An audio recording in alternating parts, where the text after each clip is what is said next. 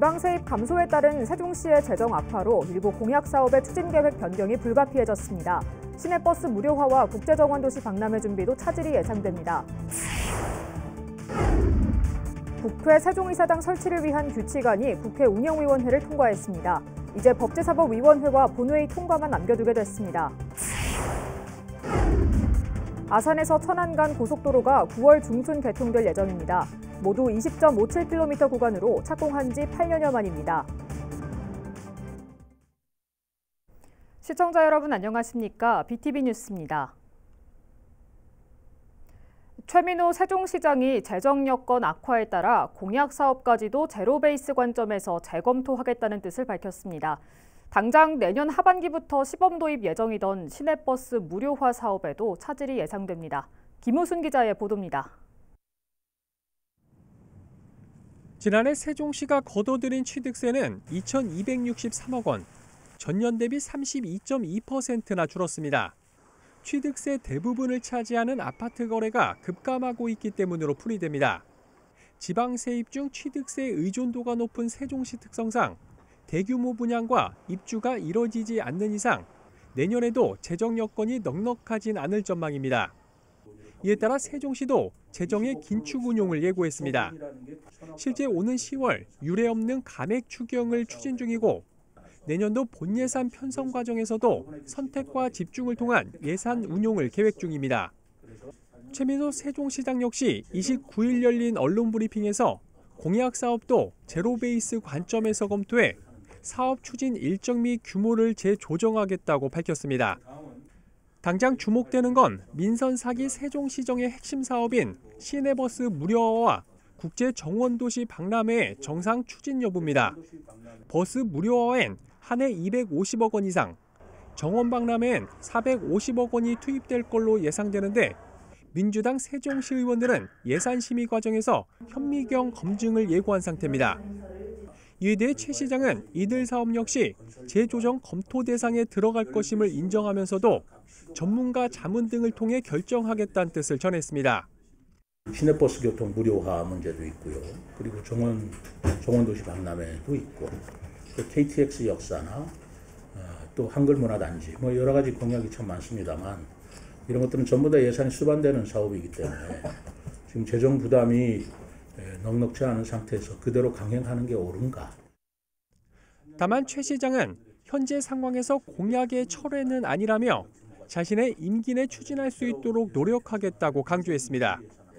BTV 뉴스 김우순입니다. 국회 세종이사당 설치를 위한 규칙안이 국회 운영위원회를 통과했습니다. 이로써 앞으로 법제사법위원회를 거쳐 본회의에서 의결되면 세종이사당으로 이전할 위원회가 최종 확정됩니다. 한편 이날 운영위원회 심의에서는 법사위를 세종이사당으로 이전하는 방안을 검토하는 등 기존 운영개선소위원회에서 심사한 규칙안에 3가지 부대 의견을 달아 의결했습니다. 아산시가 지난 7일부터 25일까지 관내 무량판 구조 민간 아파트 9곳을 점검한 결과 특이사항이 발생하지 않은 것으로 나타났습니다. 시는 이번 점검에서 설계 도면과 구조 계산서 등 공사 관련 서류를 확인하고 무량판 구조 지하주차장에 대해선 균열과 변형 실태 등을 육안으로 확인했습니다. 철근 누락 등 부실 시공 여부는 국토부 점검에서 이루어질 예정이며 국토부는 아산시를 포함한 전국의 무량판 민간 아파트 293개 단지의 안전점검 결과를 9월 중으로 발표할 예정입니다. 아산에서 천안 간 고속도로가 9월 중순 개통될 예정입니다.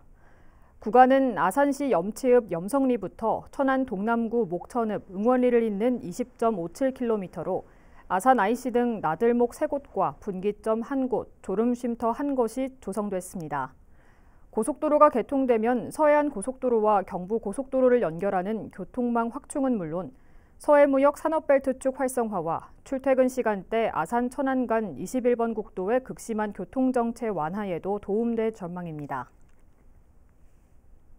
아산항 개발 용역 추진을 두고 아산시회에서 시정의 연속성과 신뢰성을 무너뜨리는 일인 것은 물론 혈세를 낭비하는 것이라는 비판이 나왔습니다. 이에 아산시는 아산의 미래발전 기반 시설을 위한 사업이라며 지속적으로 추진할 뜻을 내비쳤습니다. 보도에 김장석 기자입니다. 평택 당진항 항만 물류 증가에 따라 아산시 인주면 걸메리 해안을 항만구역으로 개발해 해양 신산업 유치와 경제 물류 거점으로 육성하겠다는 아산시. 2025년 12월 고시될 예정인 정부의 제4차 항만 기본계획 수정 수립 계획에 아산항 개발을 포함시키기 위한 논리를 만들기 위해 지난 5월 2억 원을 들여 타당성 조사에 착수했습니다. 다만 나머지 용역비 1억 5천만 원이 시의회에서 불인정되며 삭감되는 등 아산항 개발에 대한 우려의 목소리도 계속 나오고 있는 상황. 아산시의회 임시회 건설교통국 주요 업무 추진 상황 보고에서도 비판의 목소리가 이어졌습니다. 홍성표 시의원은 이미 민선 7기에 아산항 개발이 불가능하다는 용역 결과가 나왔음에도 불구하고 다시 용역을 추진하는 것은 시정의 연속성과 신뢰성을 무너뜨리는 일임과 동시에 시민의 혈세를 낭비하는 꼴이라며 유감을 표했습니다. 국가계획에 반하는 이런 논리를 이 용역으로 담아낼 수 있다고 박경기 시장이냐 아산시 공무원들이 전체가 노력하시는 부분에 심히 저는 유감스럽다고 말씀드리고 싶습니다. 시민들의 혈세를 아무리 시장이 공약이라고 해도 쓸 수 있는 곳이 있고 없는 곳이 있는 겁니다. 이에 대해 시는 아산항 개발은 국가적인 균형 발전과 아산의 미래 발전 기반 시설을 위한 것이라며 충남도지사 공약 사업인 베이밸리 메가시티에 반영해 줄 것을 요구하는 등 지속적으로 추진하겠다는 입장입니다. 평택 당진항과 더불어서 물류 초과된 것을 장래를 감안해서 아산 지역에도 항을 개발해서 아산의 국가적인 균형 발전과 아산의 미래 발전된 기반 시설을 하고자 시장 개혁전적으로 추진 중에 있습니다. 우려의 목소리 속에 아산항 개발을 지속적으로 추진하겠다는 아산시. 다만 박경기 아산시장이 선거법 위반 혐의로 2심에서도 당선 무효형을 받은 만큼 상고심 결과가 변수가 될 전망입니다. BTV 뉴스 김장섭입니다. 천안 성남면 주민자치회 150여 명이 대전 금강유역 환경청 일원에서 지정 폐기물 처리시설 설치 반대 집회를 열었습니다.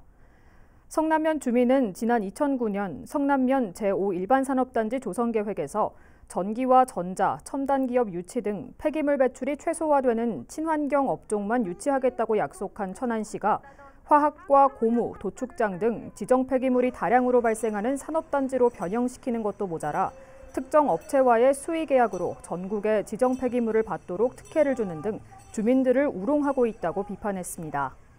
이어 폐기물 처리시설 허가청인 금강유역 환경청에 노인들과 아이들이 폐기물 시설로 오염된 환경에서 생활하지 않도록 지켜달라고 호소했습니다. 힘센 농업, 힘센 농촌을 주제로 열린 제17회 충청남도 후계 농업 경영인 대회가 논산시 일원에서 개최됐습니다. 이번 대회는 회원들이 농업 경영인으로서의 사명감을 높이고 급변하는 농업 환경에 올바로 대응할 수 있도록 역량을 모아가는 시간으로 진행됐습니다. 송태성 충남농업경영인 연합회장은 이 자리에서 후계 농업경영인회가 신규 후계 인력과의 가교 역할을 실현하고 건강한 농업과 농업인을 육성하는 데 역량을 모아가자고 당부했습니다. 한국기술교육대가 빅데이터와 인공지능, 정보통신 기술을 활용한 에듀테크 기반의 미래 첨단 기술 공간인 다담 미래학습관을 건립했습니다. 학습관에는 데이터를 실시간으로 모니터링하는 스마트 공장과 실물에 가깝게 구현된 아바타로 공정 과정을 입체적으로 시뮬레이션하는 메타버스 LED 공간이 조성됐습니다. 또 AI 기획부터 모델링까지 가능한 인프라를 구축하고 빅데이터 처리와 사물 인터넷, 클라우드를 비롯한 정보통신 기술을 구현할 수 있는 공간도 마련됐습니다. 한기대는 앞으로 첨단 기술이 적용된 학습 공간을 단순히 확장하는 데 그치지 않고 4차 산업혁명에 선제적으로 대응하는 미래형 공간으로 발전시킬 계획입니다.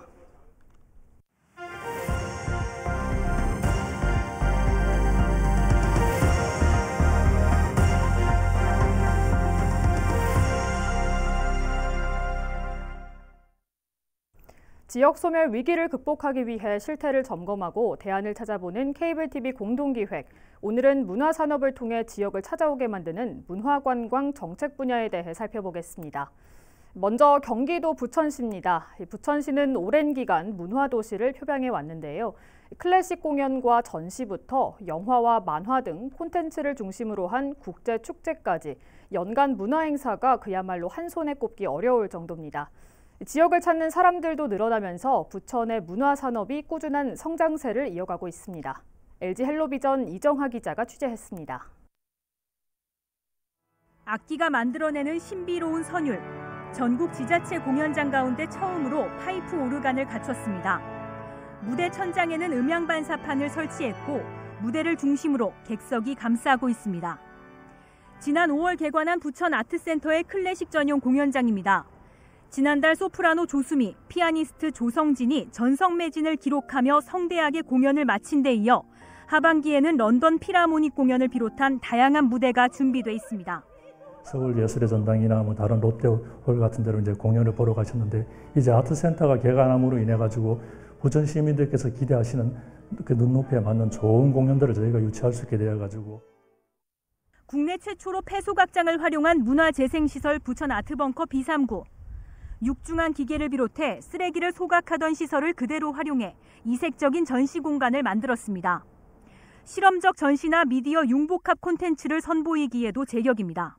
예술가들의 미디어 아트가 여기에서 아주 성장하고 발표되는 그런 공간이 될 것이면서요. 이 공간 자체가 갖고 있는 그런 힘 때문에 지역민들이 편하게 여기서 쉼터를 갖고 있을 수도 있고 그다음에 문화적인 충족을 가질 수도 있는. 코로나19 여파로 주춤했던 국제축제도 다시금 활기를 찾았습니다. 51개국 작품 260여 편이 선보인 올해 부천국제 판타스틱 영화제. 개폐막 시기 예매를 통해 전석 매진을 기록한 데 이어 전체 관객도 지난해보다 20% 가까이 늘었습니다. 최민식을 주제로 한 배우 특별전도 관람객이 6배 가까이 늘며 흥행에 성공해 행사 기간을 일주일 연장하기도 했습니다. 영화제 기간 부천 지역을 찾는 사람도 늘어난 것으로 풀이됩니다. 이런 큰 영화제 온 게 처음인데 되게 신기하기도 하고 앞으로도 더 관심을 갖고 봐야겠다는 생각이 들었습니다. 또 지난달 개최한 부천 세계 비보이 대회에는 23개국 댄서 800여 명이 참가해 실력을 겨뤘습니다. 다음 달부터 2달 동안 부천국제 만화축제, 부천국제 애니메이션 페스티벌이 잇따라 열리는 만큼 세계 만화 애호가들이 부천을 찾을 것으로 보입니다. 헬로티비 뉴스 이정하입니다. 이렇듯 부천시가 문화산업으로 지역을 살리고 있다면 제2의 도시 부산은 업무 공간 제공을 통해 지역 살리기에 나서고 있습니다. 전국 대도시 중 가장 먼저 초고령화 사회에 진입한 부산시에서는 5개 자치구가 인구 감소 지역 또는 관심 지역으로 지정된 실정인데요. 올해부터 이 지역을 중심으로 생활 인구를 늘리기 위한 워케이션 유치가 본격 추진되고 있습니다. 원도심의 인구 감소 위기를 극복할 해결책이 될지 관심이 모아지고 있습니다. SK 브로드밴드 박재한 기자의 보도입니다. 책상에서 고개를 들면 푸른 바다를 품은 북항이 펼쳐집니다. 삼복도로를 따라 펼쳐진 원도심도 한눈에 들어옵니다. 올해 초 부산역 옆에 문을 연 부산 워케이션 거점센터입니다. 워케이션은 일과 여가를 합친 말로 원하는 곳에서 일과 여행을 함께하는 새로운 일문화입니다. 거점센터는 700여 제곱미터 규모로 다양한 형태의 업무 공간과 회의실, 휴식 공간 등을 제공합니다. 이 밖에 영도구에 2곳의 위성센터, 부산 전역에 12곳의 파트너 센터도 마련됐습니다. 부산시는 인구 감소를 겪고 있는 원도심에 워케이션을 통한 생활인구 유입을 노리고 있습니다. 기업과 직장인의 초점을 맞춘 부산형 워케이션입니다. 7월 말 기준으로 부산형 워케이션을 신청한 기업은 모두 892개사입니다.